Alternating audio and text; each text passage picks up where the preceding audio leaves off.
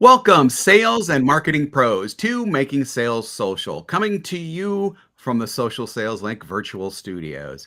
I'm Bob Woods of the aforementioned Social Sales Link, otherwise known as the LinkedIn Sherpa, and I'm joined by fellow social selling authority, trainer, and consultant, aka the LinkedIn Whisperer, Bryn Tillman. How you doing today, Bryn? Hi, Bob. I'm in a really good mood today. I'm excited to be here. Yeah, same here, same here. So, normally I welcome B2B sales and marketing pros to this podcast. Makes sense because LinkedIn and social selling are tailor made for business to business or B2B sales. Brent and I talk a whole lot about them, but LinkedIn and social selling can be used effectively for B2C or business to consumer sales as well.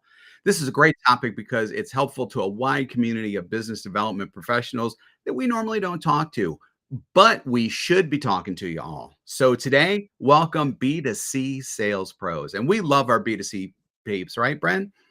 We do. In fact, we have an enormous group, especially in the professional services world, that does share that their business is the B2C world, and we've really helped them grow their business. So why not teach the world? If you're B2C, here are some things you can do.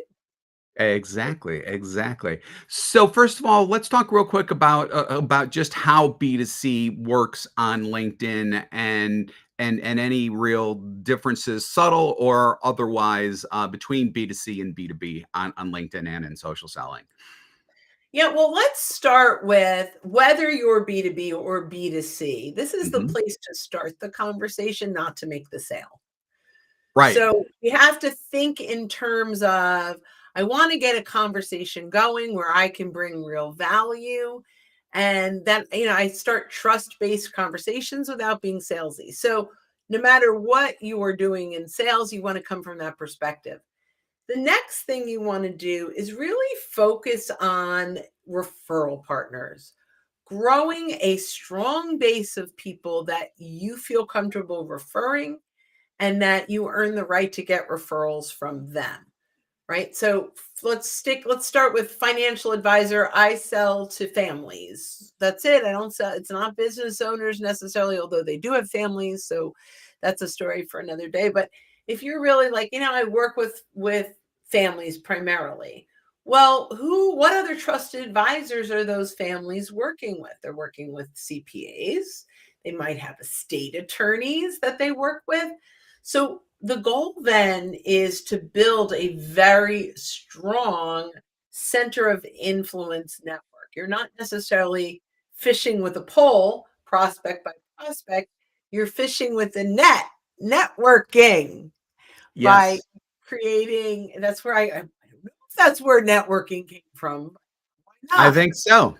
There I you go. think Well, if so. not, we just decided it. Exactly. Um, so and building those relationships, which is a B2B play on Yep. LinkedIn, will lead to B2C business. Exactly, exactly. And one of the really cool things about LinkedIn and social selling, it's something that I want to tap into a little bit, especially because one of the things that you need to do, just like with B2B, is shift your LinkedIn profile from a resume to a resource. And there's all kinds of general things that we're going to talk about real quick with that. But one of the things that I want to tap into to what Bryn just said is financial advisors, and you can plug your own business into this probably pretty easily no matter what you're in. So with that, Bryn said, a particular financial advisor may be interested in families of any kind. Because with a major client that we have, I do the profile makeovers for them. They come to With me them. and there is, I'm sorry? I said with them. With them. Yes, with them, for them, working with them, 100% working with them. Yeah, But, you do an what amazing, amazing job. Because I work with them next and I get on, I'm like, good job, Bob. yes, yeah, definitely appreciate that. One of the things, though, which is really cool about LinkedIn, you can really target your audience because some of these people come to me and they're like, I only work with business professionals, business owners who are approaching retirement, or people who are already in retirement, or people who are just starting out, families Mhm. or individual. I mean, you can imagine how people can slice and dice the target audience of prospects that they are looking for. You can do the same thing with yours and with your efforts on LinkedIn. Mhm. And all of that starts with your profile and with not only how you build it, but with the educational resources that you can provide. You really turn it from a resume to a resource, but a resource that targets the audience that you are specifically looking for. And that's how you get, that's a big part, I should say, of how to start those sales-based conversations without being salesy. So I love that. I'm going to yes and I'd love for you to yes and at the end of my yes and because I don't think we've talked about this much, but it just came to my head as we're talking about this. If let's say you partner with other trusted advisors, um, and that is who you're really focusing on, would you, and I'm asking you as the really, it's a yes and with a question for your insights, um, would you potentially say partnering with trusted advisors of of individual and of individual and family, or trusted advisors who work with wealthy families? Um, 100%. okay, so 100% I would do that. Yeah, okay, absolutely. Yeah. keep going on that because I don't have it totally formulated in my head. Yeah. It's Tell me not a little bit gelled yet. about how you'd approach that. Yeah, yeah. So basically, I mean, if you were to take that, you would start off by probably identifying that in the headline specifically. So, and it's just how Bryn said it. I mean, that's a perfect way to start a headline is who you want to attract by just saying that. So the elements of the headline is who you help, how you help them, sometimes the services you provide, and the results you bring, depending on how that fits within the 220 characters. But I mean, definitely always have the who you help and how you help them. And so for this particular one, when it comes to the people who you're trying to network with, you identify those those people within the headline, a little bit more generically, because you can build that out farther down in the profile. But it's always reassuring that when someone lands on a profile, that they know that they're in the right place, and that probably the best place to start building that kind of feeling is in the headline. Love that. Great. So that's, yeah, it's fun. A lot of times when we're doing this live, I, I'm learning from you on new ideas and new thoughts and vice versa. Like this is a little selfish for me because now I've got this whole like now area to start um, collaborating with you on because I think that's really Yeah. important. I love that. Yeah, Love that sounds cool. Love that. Absolutely love that. So we've already gone through identifying referral sources. The next one probably is hits the people who you already have in your network a little more directly, and that's just viewing and searching your clients as well as your general connections for people who they might who you might want to have an introduction to, whether that's another networking partner or possibly even a client. And that can get kind of sticky depending on what type of business you're in, but absolutely for networking partner referrals. So, yeah, so let's elaborate on that a little bit. So, taking inventory of our first degree connections, I think that's what we're talking about, right? Yeah. So, we can actually search our first degree connections on LinkedIn. We can export our connections into a CSV or Excel file from LinkedIn and take inventory. And we can identify. I heard you say prospects with like question mark. I might refrain because what happens with B2C, and I Yeah. know we're like kind of talking this through, Right. um, but when it's B2C, what we tend to do then is pitch these folks Right. when it's a B2C play. But this is where we can start identifying our strategic partners that we're already connected to that might be able to make some introductions on our behalf, or give us even permission to name drop. Yeah. So I think there's a really good opportunity in there. But the key is, from what I heard you say, is we've got to take inventory of our existing connections. Who are we already connected to that we should be talking to? Yep. Uh, and I did not look at the list, so I may be jumping ahead. So stop me. Are we on this list? Is there ask your clients who their trusted advisors are? No, No. there Okay, isn't, and that's a then really good I'm one gonna to bring jump. up. You Yeah, I'm know gonna you're jump not into jumping that then ahead. if you're okay. It's Yeah. it's a yes Bob and is moment the for yourself. producer of the show, but I definitely am like squirrel. So, um, so one of the things that we should do in the same, we identify all your clients that you're connected to and ask them, who's your CPA? Who's your, if you're a financial advisor, right? Who's your CPA? Who's your estate attorney? Who has helped you with X, right?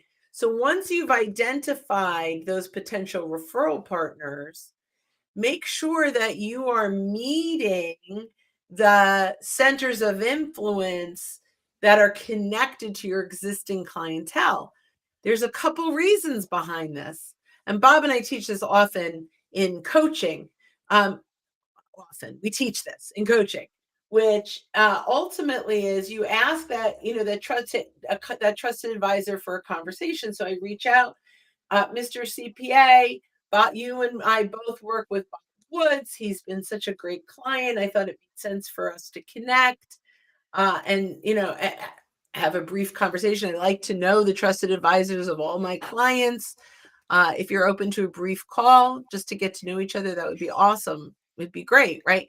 He's not going to say no, or she's not going to say no, because we have this shared client and she wouldn't want it getting back to him that she ghosted me. So the chances of you starting those conversations are pretty high. So I Yep. just thought I'd throw that out. Yeah, no, absolutely. So this next one actually builds on what we've been talking about, but it's also going to loop back to what we're talking about. And that's, it sounds simple, but there are layers to it. So connecting with everyone you meet. So networking event, if you're just out and about, whatever, wherever, doesn't really matter. Connect with everyone you meet on LinkedIn, because what happens when you connect with them and after they accept your connection, obviously, you can then do everything that we've just talked about. And you can even do that while you're getting to know them better. We can go out and have coffee again. Wow, that's a concept.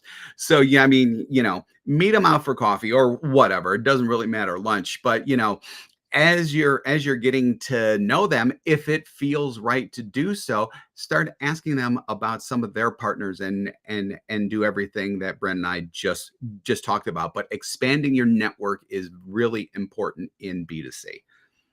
So I'm going to throw something out that we taught during the shutdown that you could do today Yep. still.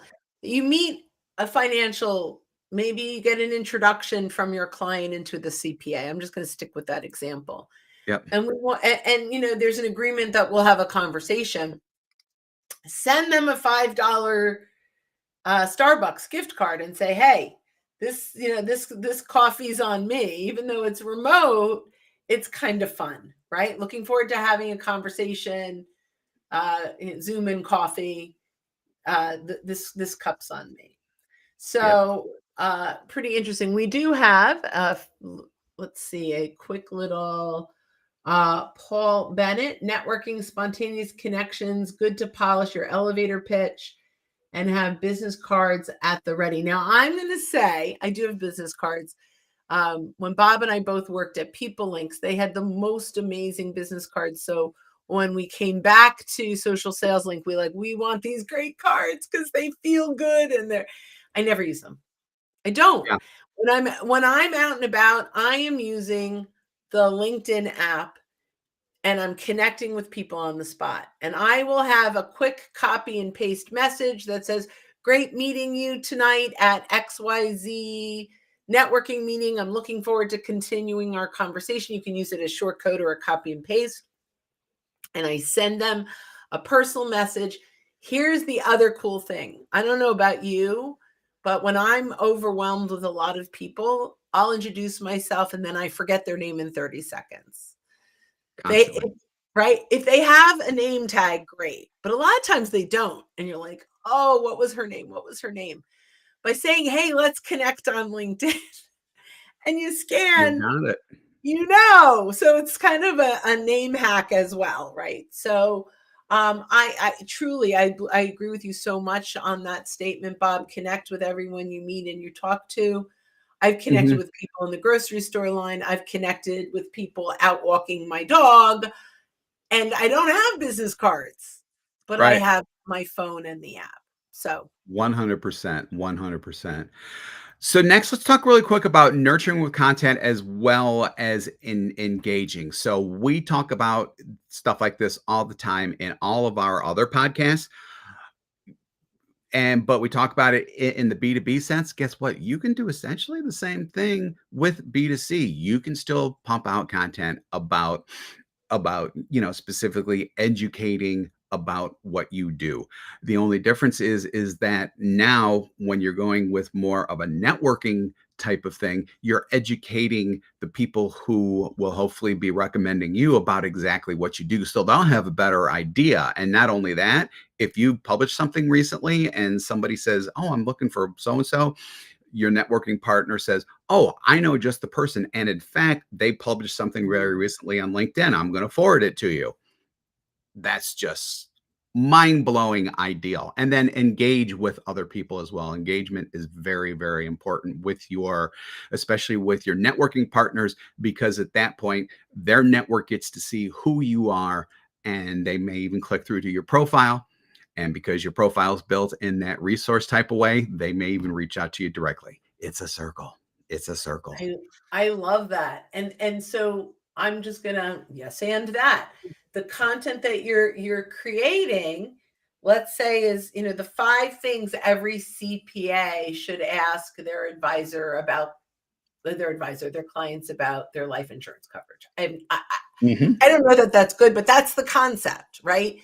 Um, uh, 3 reasons the CPA, the state attorney. How about the CPA, the state attorney, and financial advisor walk into a bar? No, let's go. That would be Um, an interesting joke to ask ChatGPT to make a joke based right. on that. All right. I'm giving you that assignment. You're the Okay, funny that's man. fine. Yeah, yeah, I'll do Yeah, that. Yeah, you're the right funny away.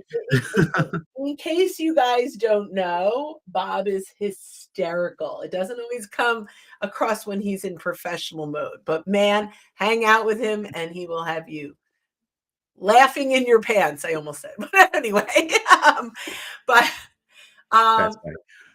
yeah, so but at the end of the day in all of this, I think it really comes down to exactly what you said is we need to educate our target audience. The interesting thing is if our prospect got there, they may say, "Hey, my financial advisor isn't talking about these things." So Mhm. it will not in any way hurt direct business.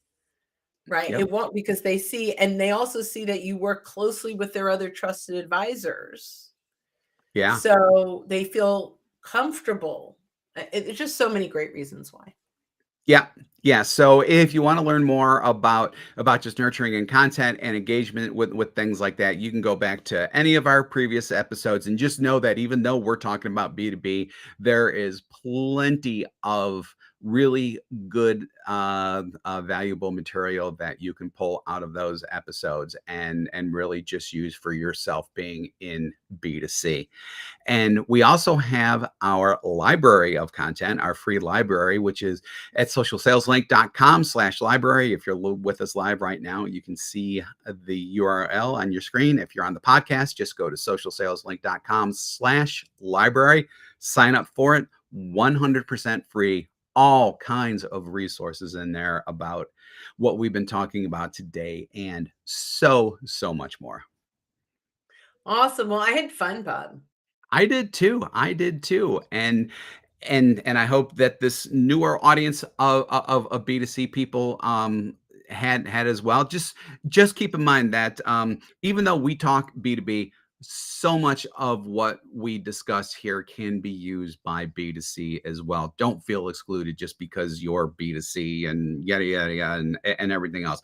We love our B2C peeps. If you even have questions or comments during if you're with us live and you have questions comments that are B2C oriented during a show, please put them in the comments. We will answer anything and everything that comes in. And if it's after the show or you're listening to some podcast, by joining socialsaleslink.com/library, there's a community where Bob, Stan, and I are alerted every time there's a question, and totally free, and we can answer it there too. 100%. That's another great, valuable, and free resource that you can tap into as well. So One thanks. more thing I want to say, another yes, and you're so inspiring me today, Bob. I want to flip the coin on what you said and say everything we talked about B2C today also applies to B2B. B2B. Yep. 100%. 100%. We're all just a big happy family, people. Let's just embrace each other. Yep. Oh, you are welcome. Paul thanks You us are for it welcome, Paul. today. Paul says thank you for today. You're very welcome. So thanks again for joining us on Making Sales Social Live. If you're with us live on LinkedIn, Twitter, YouTube, Facebook, or X, Twitter, whatever it is right now, we do this live every week. So keep an eye out for our live sessions. Are you listening to us on our podcast? Feel free to hit that subscribe or follow button if you haven't done so already to access all of our previous shows and be alerted when new ones drop. If you'd like more info on our podcast, it's at socialsaleslink.com/podcast. We do 2 shows weekly, this one and our Making Sales Social interview series, where we talk with leaders and experts in sales, marketing, business, and many more areas. So when you are out and about, no matter what, if you're in B2B or B2C or whatever it is you do in sales, just make sure that your sales are. Social. Thanks, everybody. Bye-bye.